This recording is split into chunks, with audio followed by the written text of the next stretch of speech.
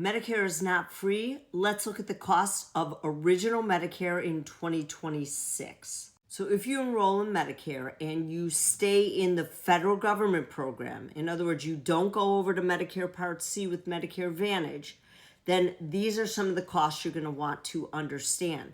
If you want full coverage, hospital coverage, and doctors and everything else outside of the hospital, you're going to want to enroll in Medicare Part A and Medicare Part B. So let's start by talking about the cost of Part A. Actually, before we get into Medicare Part A, here's something I want to explain to you.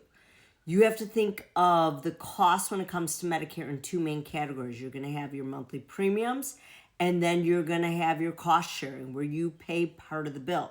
Medicare is not designed to cover every single dollar. So there are some deductibles, co-pays, and co-insurance. So we're going to actually start by talking about premiums. When it comes to Medicare Part A, your hospital coverage, most people have a $0 monthly premium because they have been paying a FICA tax all these years, and that FICA tax you see coming out of your paycheck is going towards earning Medicare Part A premium free. When it comes to Medicare Part B, and again, that's everything outside of the hospital, that's also emergency room visits, doctors, labs, etc., there is a monthly premium. This is something people are often very surprised by, but there is this premium. So most people are going to pay $202.90, so $202.90 a month for Part B. However, if you earn income over a certain threshold, you're going to pay more than the standard amount. So when we look in 2026, if you file your taxes single and you make over $109,000, you're going to pay more than the $202.90. If you file your taxes joint, you're going to pay more than the $202.90 if you made more than $218,000 a year. Now, what will that amount be? There's a whole chart. You look it up. It's called an IRMA chart, Income Related Monthly Adjustment Amount, and that's how you're going to figure out what is going to be that additional cost. In addition to these monthly premiums, Medicare is not designed to cover every dollar. That's why there are co-pays and co-insurance. Now, most people are going to go and get a Medicare Supplement policy to cover some of these gaps that we're going to talk about. But I'm going to explain what these gaps are so you can have an understanding of why you should be seeking out a Medicare Supplement policy. Now, if you get a Medicare Supplement policy, most people get either Plan G, which is the most comprehensive offer now, or Plan N.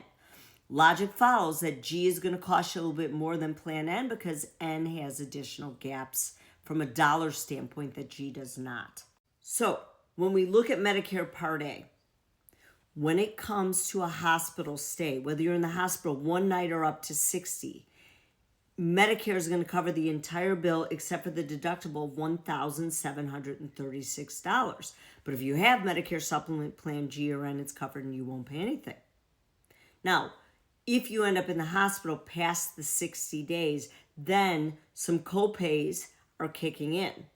You could pay up to $434 a day for days 61 through 90 and $868 a day beyond the 90-day period. But again, because you have a Medicare Supplement policy, you can cover all of these dollar gaps. One more thing to understand under Medicare Part A, there's something called skilled nursing care. That is not long-term care. That is if you need a rehab. Someone has a hip replacement and they need rehab. For the first 20 days, there is no dollar gap in coverage. Medicare covers it all if you qualify for it. But days 21 through 100, Medicare covers all but $217 a day. But again, you can get a Medicare Supplement policy to cover all of that cost. Now let's look at the dollar gaps on Medicare Part B.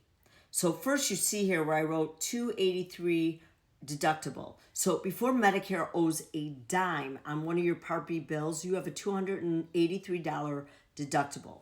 You cannot cover that deductible with the plan. Some people are in Plan F from years ago. They don't offer it anymore. So everybody has this Part B deductible. And once you have paid the first $283 of medical bills under Part B, that's when Medicare's job of covering 80% kicks in.